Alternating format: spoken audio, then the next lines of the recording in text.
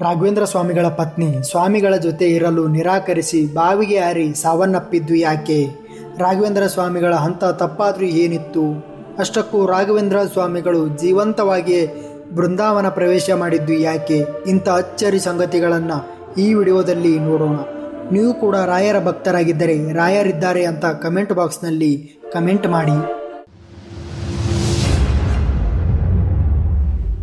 ಶ್ರೀ ಗುರು ರಾಘವೇಂದ್ರ ಸ್ವಾಮಿಗಳು ಅಂದರೆ ಬೇರೆ ಯಾರೂ ಅಲ್ಲ, ತ್ರೇತಾಯುಗದಲ್ಲಿ ಶ್ರೀಮನ್ ನರಸಿಂಹ ಸ್ವಾಮಿಯನ್ನ ಒಲಿಸಿಕೊಂಡಂಥ ಪ್ರಹ್ಲಾದ್ ಪೂಜ್ಯರೇ ಶ್ರೀ ಗುರು ರಾಘವೇಂದ್ರ ಸ್ವಾಮಿಗಳು.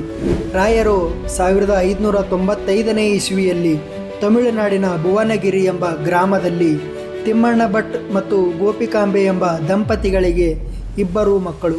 ರಾಯರು ಎರಡನೇ ಸಂತಾನವಾಗಿ ಜನಿಸುತ್ತಾರೆ.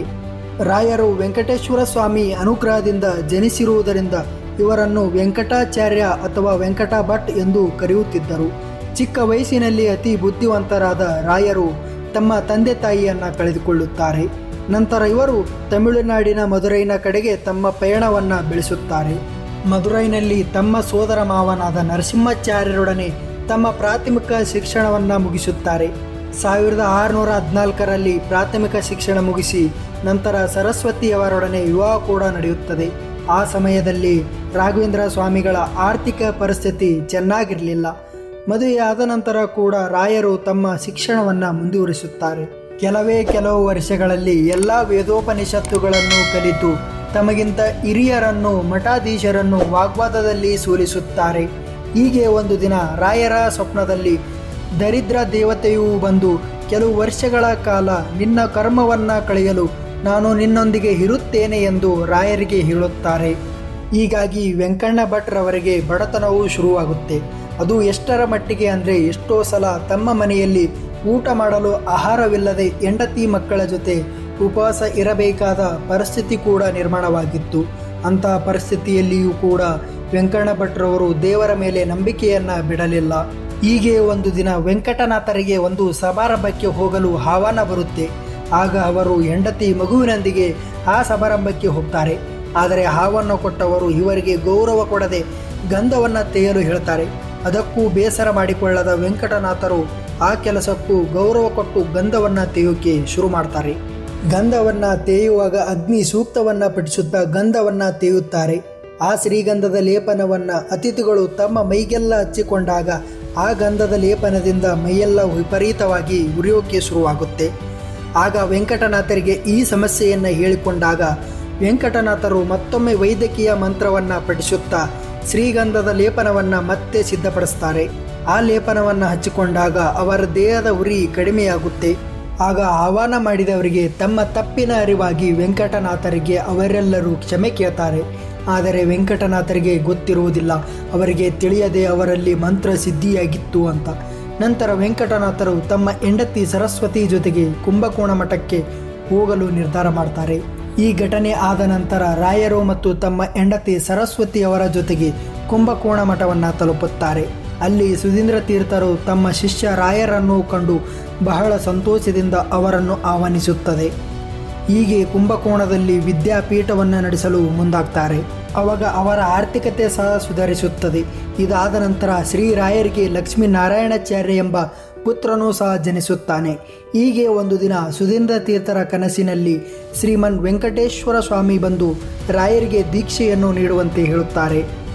ಮರುದಿನವೇ ಸುಧೀಂದ್ರ ತೀರ್ಥರು ಈ ವಿಷಯವನ್ನು ರಾಘವೇಂದ್ರ ಸ್ವಾಮಿಗಳಿಗೆ ತಿಳಿಸಿದಾಗ ಅವರು ಹೆಂಡತಿ ಮತ್ತು ಮಗುವಿನ ಜವಾಬ್ದಾರಿಯಿಂದ ಇದು ನನ್ನಿಂದ ಸಾಧ್ಯ ಇಲ್ಲ ಅಂತ ಹೇಳ್ತಾರೆ.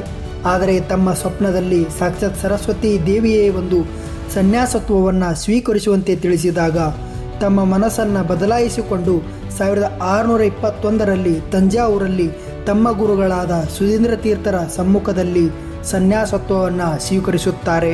ರಾಘವೇಂದ್ರ ಸ್ವಾಮಿ ಸನ್ಯಾಸತ್ವವನ್ನು ಸ್ವೀಕರಿಸಿದ ವಿಷಯ ತಮ್ಮ ಹೆಂಡತಿ ಸರಸ್ವತಿ ದೇವಿಗೆ ತಿಳಿಯುತ್ತಿದ್ದಂತೆ ಮನನೊಂದ ಪತ್ನಿ, ಈ ದೇಹ ನನ್ನ ಪತಿಯ ಸೇವೆಗೋಸ್ಕರ ಇದ್ದದ್ದು, ಇನ್ನು ನನ್ನ ಪತಿಯ ಸೇವೆಯನ್ನೇ ಮಾಡದೆ ಹೋದ ಮೇಲೆ ನಾನು ಬದುಕಿದ್ದು ಏನು ಸಾರ್ಥಕ ಅಂತ ತುಂಬ ನೊಂದುಕೊಳ್ಳುತ್ತಾ ಬಂದು ಬಾವಿಗೆ ಹಾರಿ ತನ್ನ ಪ್ರಾಣವನ್ನ ಕಳೆದುಕೊಳ್ಳುತ್ತಾಳೆ. ಆಗ ಅವರ ಮಗು ಅನಾಥವಾಗುತ್ತೆ. ಮುಂದೆ ರಾಘವೇಂದ್ರ ಸ್ವಾಮಿಗಳ ಅಣ್ಣ ಗುರುರಾಜನು, ಅಳಬೇಡ ಮಗು, ನಾನು ನಿನ್ನ ಅಪ್ಪನಲ್ಲಿ ಕರೆದುಕೊಂಡು ಹೋಗ್ತೀನಿ ಅಂತ ರಾಘವೇಂದ್ರ ಸ್ವಾಮಿಗಳ ಹತ್ತಿರಕ್ಕೆ ಆ ಮಗುವನ್ನ ಕರ್ಕೊಂಡು ಹೋಗ್ತಾನೆ. ಆಗ ಆ ಮಗು ತಂದೆಯನ್ನು ನೋಡಿ ಅಳೋದಕ್ಕೆ ಶುರು ಮಾಡುತ್ತೆ. ರಾಘವೇಂದ್ರ ಸ್ವಾಮಿಗಳು ಆ ಮಗುವಿನ ತಲೆ ಸವರುತ್ತಾ, ಅಳಬೇಡ ಮಗು, ಭಗವಂತನ ಕೃಪೆ ನಿನ್ನ ಮೇಲಿದೆ, ನಿನ್ನನ್ನು ಭಗವಂತನೇ ಕಾಪಾಡುತ್ತಾನೆ ಅಂತ ಹೇಳ್ತಾರೆ. ಒಂದು ಕಡೆ ಪತ್ನಿಯನ್ನ ಕಳೆದುಕೊಂಡಿದ್ರು, ಮತ್ತೊಂದು ಕಡೆ ಮಗು ಅನಾಥವಾಗಿದ್ರು. ಆ ನೋವನ್ನೆಲ್ಲ ಎಲ್ಲೂ ತೋರಿಸಿಕೊಳ್ಳದೆ ರಾಘವೇಂದ್ರ ಸ್ವಾಮಿಗಳು ಶಾಂತವಾಗಿದ್ರು. ಇದಾದ ನಂತರ ಸ್ವಲ್ಪ ದಿನಗಳು ಕಳೆದಂತೆ ರಾಘವೇಂದ್ರ ಸ್ವಾಮಿಗಳ ಪತ್ನಿ ಸರಸ್ವತಿಯು ಅನೇಕ ಆಶೆಗಳನ್ನು ಇಟ್ಟುಕೊಂಡು ನೋವಿನಿಂದ ಅತಿ ಸಣ್ಣ ವಯಸ್ಸಿನಲ್ಲೇ ತನ್ನ ಪ್ರಾಣವನ್ನು ಕಳೆದುಕೊಂಡಿದ್ದರಿಂದ ಅವಳ ಆತ್ಮವು ಪಿಶಾಚಿಯ ಜನ್ಮ ತಾಳಿ ಅಲಿಯುತ್ತಿರುತ್ತೆ. ಹಾಗಾಗಿ ಪತ್ನಿಯ ಆತ್ಮ ರಾಘವೇಂದ್ರ ಸ್ವಾಮಿಗಳನ್ನು ಭೇಟಿಯಾಗಬೇಕು ಅಂತ ಅವರನ್ನು ಹುಡುಕಿಕೊಂಡು ಅವರು ಇದ್ದಲ್ಲಿಗೆ ಬರುತ್ತೆ. ನಾನು ನಿಮ್ಮ ಸರಸ್ವತಿ ಬಂದಿದ್ದೇನೆ ಸ್ವಾಮಿ ಎಂದು ಹೇಳುತ್ತೆ. ಆಗ ರಾಘವೇಂದ್ರ ಸ್ವಾಮಿಗಳು, ನೀನು ಬಹಳ ಆತುರ ಪಟ್ಟು ಬಿಟ್ಟೆ ಎನ್ನುತ್ತಾರೆ. ಅದಕ್ಕೆ ಆತುರ ಪಟ್ಟದ್ದು ನಾನಾ ಅಥವಾ ನೀವಾ? ನೀವು ಹೆಂಡತಿ ಮಕ್ಕಳಿದ್ದರೂ ಸನ್ಯಾಸಿಯಾಗಿದ್ದು ಸರಿ, ನಾನು ನಿಮ್ಮ ಮೇಲಿದ್ದ ಪ್ರೀತಿಗೆ ನನ್ನ ಪ್ರಾಣವನ್ನು ಕಳೆದುಕೊಂಡೆ, ಅದು ಪಾಪವಾ ಅಂತ ಹೇಳ್ತಾಳೆ. ಆಗ ರಾಘವೇಂದ್ರ ಸ್ವಾಮಿಗಳು, ನಾನು ಲೋಕ ಕಲ್ಯಾಣಕ್ಕಾಗಿ ಸನ್ಯಾಸತ್ವವನ್ನು ಸ್ವೀಕರಿಸಿದ್ದೇನೆ. ಕೇವಲ ನಿನ್ನ ಪತಿಯಾಗಿರದೆ ಲೋಕಕ್ಕೆ ನಿನ್ನ ಪತಿಯು ಆದರ್ಶವಾಗಿರುವುದು ನಿನಗೆ ಇಷ್ಟವಿಲ್ಲವಾ ಅಂತ ಕೇಳ್ತಾರೆ. ಅದಕ್ಕೆ ಪತ್ನಿಯು ಒಪ್ಪಿ ತಲೆಬಾಗುತ್ತಾಳೆ.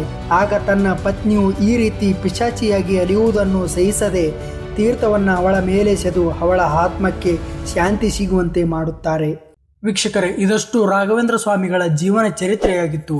ಈ ಕತೆ ನಿಮಗೆ ಇಷ್ಟ ಆಗಿದ್ದರೆ ನಮ್ಮ ಚಾನಲನ್ನು ಸಬ್ಸ್ಕ್ರೈಬ್ ಮಾಡಿ ಮತ್ತು ವಿಡಿಯೋ ಕೊನೆವರೆಗೂ ನೋಡೋದಕ್ಕಾಗಿ ಥ್ಯಾಂಕ್ ಯು.